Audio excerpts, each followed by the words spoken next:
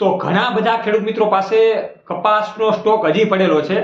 એવા ખેડૂત મિત્રોને એવું થતું હોય છે કે ભાઈ ક્યારે કપાસનો ભાવ વધવાનો છે, કેમ કે ઘણા બધા ખેડૂત મિત્રો ચૂંટણીના પરિણામો પણ જોઈ રહ્યા છે અને આશાઓ રાખી રહ્યા હતા કે ભાઈ કપાસનો સારો એવો ભાવ ક્યારે મળશે.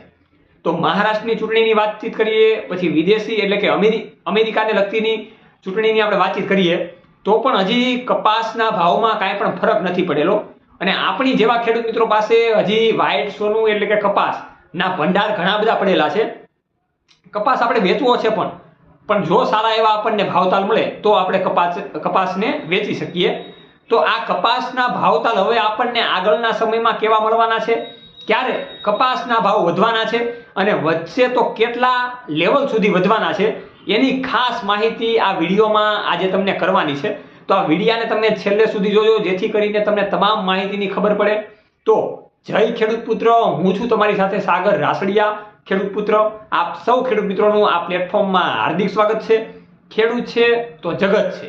ચાલો વાતચીત કરીએ કપાસના ભાવતાલની અને કપાસના ભાવતાલની માહિતીની.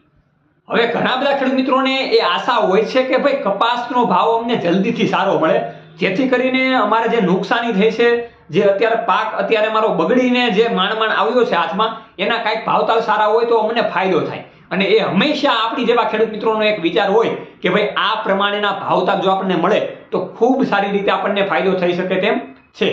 પણ અત્યારે રિઝલ્ટ આવ્યું, ઘણી બધી ચૂંટણી પસાર થઈ ગઈ, છતાં પણ કપાસની બજારમાં કાંઈ પણ પ્રકારની હલચલ જોવા નથી મળતી.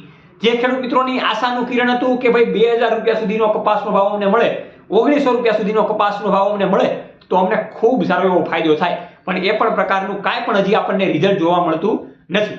અત્યારે સામાન્યપણે વાલા ખેડૂત મિત્રો માર્કેટ યાર્ડની વાતચીત કરીએ તો ગોંડલ જેવી નામાંકિત માર્કેટ યાર્ડમાં, બોટાદ જેવી નામાંકિત માર્કેટ યાર્ડમાં 1300 રૂપિયાથી લઈને 1550 રૂપિયા સુધીની ઊંચામાં ઊંચી કપાસની બોલી બોલાઈ રહી છે.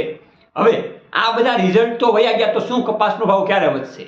તો અત્યારે એક પણ પ્રકારના એવા ડેટા જાણવા નથી મળતા કે ભાઈ કપાસનો ભાવ 2000 સુધી ટૂંક સમયમાં પહોંચી જવાનો છે, 1800 રૂપિયા સુધી ટૂંક સમયમાં પહોંચી જવાનો છે.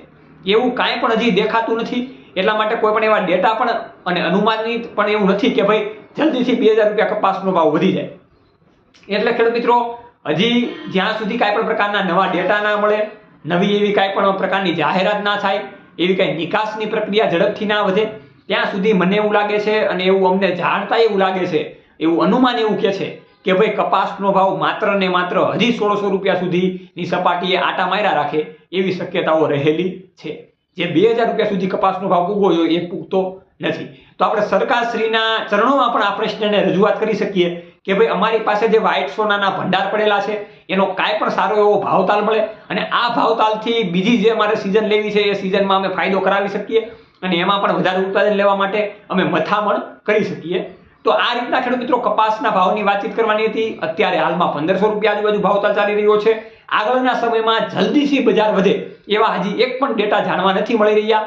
જે 50 રૂપિયા આજુબાજુ, 20 રૂપિયા આજુબાજુનો વધારો થતો હોય અઠવાડિયા દીઠ, તો એ 1600 રૂપિયા આજુબાજુ અથવા તો 1500 રૂપિયા આજુબાજુ કપાસના ભાવતાલ રહેતા હોય. પણ આપણે આશા એ રાખીએ કે ભાઈ સારા એવા કપાસના ભાવતાલ મળે જેથી કરીને આપણને સારો એવો ફાયદો થાય.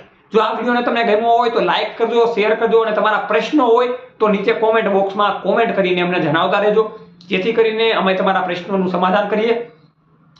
જોતા રહો હરમેશની માટે ખેડૂત પુત્ર ગુજરાતી. ખેડૂત મિત્રોની સાથે જય જવાન જય કિસાન આ બંને છે આપણા હરમેશને માટે દેશની શાન.